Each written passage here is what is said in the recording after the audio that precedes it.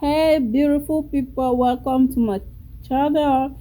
So today I'll be sharing with you guys this delicious recipe of Accra banana. This is a combination of cassava, also known as yucca root, and bananas. Let's go straight to the ingredients. So we have cassava, also known as yucca root. We have salt. We have bananas, ripe banana. You can use overripe bananas. We have peanut oil for frying. You can use any oil of your choice. You can use vegetable oil, canola, any oil of your choice. First, we're going to start by peeling our cassava. You can also use blended cassava that is being sold on the stores, African store, Asian market. So I'll go ahead and cut my cassava in the middle, and I'll be taking out the little root we have in between the cassava, and I'll be cutting this in little pieces. I don't want to cut this too big because I'll be blending the cassava. If you're using the grater to grate your cassava, you don't need to chop your cassava into little pieces. Accra banana can be eaten taken as breakfast, lunch, dinner. It can be eaten at any time. Some people can take it as dessert, snacks. All depends on you. And when I used to grow up, they used to sell the balls three for 25 francs. So guys, after chopping up our cassava, we're gonna go ahead and wash our cassava.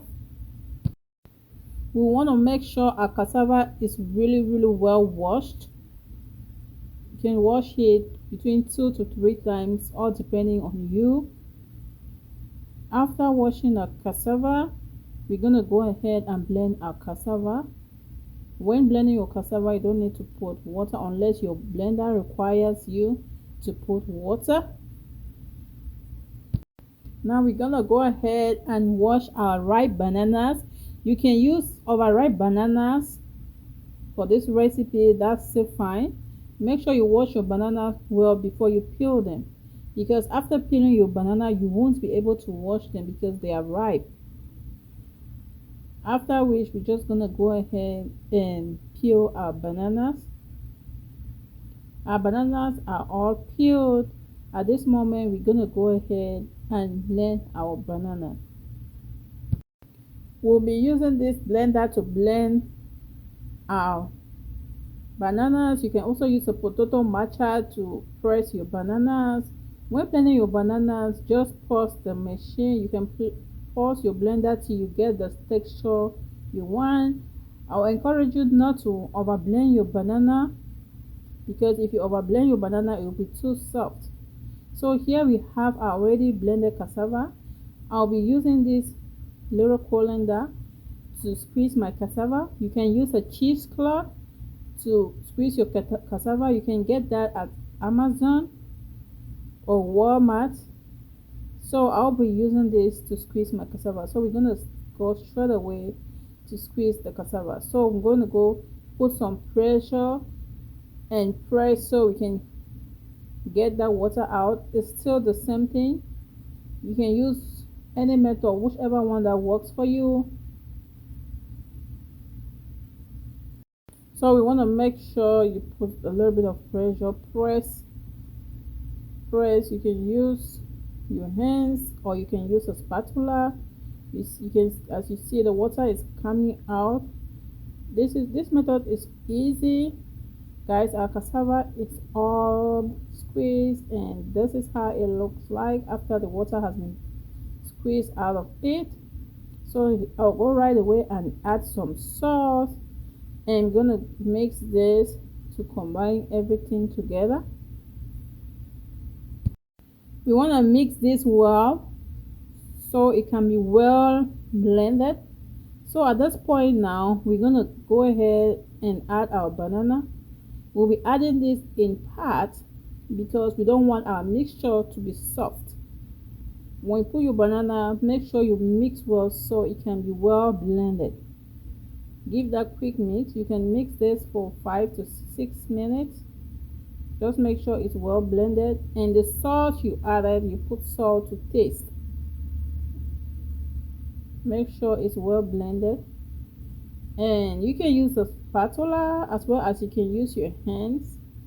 Always make sure you feel touch to make sure it's not too soft. Just make sure that the texture is just enough.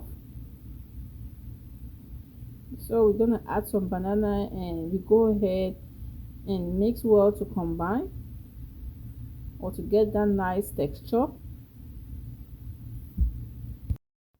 Make sure this is well mixed so it can be well blended.